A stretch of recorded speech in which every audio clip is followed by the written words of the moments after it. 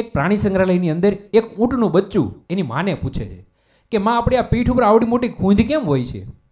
એટલે એની માં કહે છે કે ખૂંદની અંદર પાણીનો સ્ટોર કરી શકાય, કે જ્યારે આપણે રેગિસ્તાનની અંદર ઘણા દિવસો સુધી પાણી ન મળે ને, એ ખૂંદની અંદર જે પાણી હોય એ વાપરી અને આપણે આપણું જીવન બચાવી શકીએ.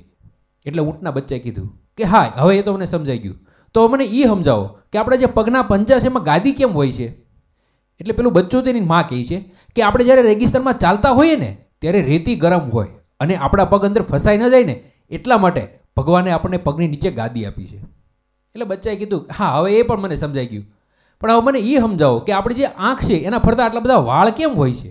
એટલે બચ્ચાની માં હતીને કહે છે કે રેગિસ્તાનની અંદર ખૂબ તડકો હોય, ખૂબ રેતી ઉડતી હોય, એ આપણી આંખની અંદર ન જાય ને એટલા માટે કુદરતે આપણને આંખની રક્ષા માટે ફરતા વાળ આપ્યા છે. એટલે પેલું બચ્ચું હતું ને એણે ચોથો સવાલ પૂછ્યો. એ સવાલ સાંભળી અને એની માં પણ જવાબ ન આપી ગઈ. એ બચ્ચાએ કીધું કે જો કુદરતે રેગિસ્તાન માટે આપણને આટલું બધું આપ્યું છે તો આપણે અહીંયા શું કરીએ છીએ? સાહેબ, કહેવાનો અર્થ એટલો જ છે કે તમારી પાસે ગમે તેટલી લાયકાત હોય, તમે ગમે તેટલા સ્માર્ટ હો, પણ યોગ્ય સમયે યોગ્ય જગ્યાએ એ ન વપરાય ને તો એ કોઈ કામનું નથી.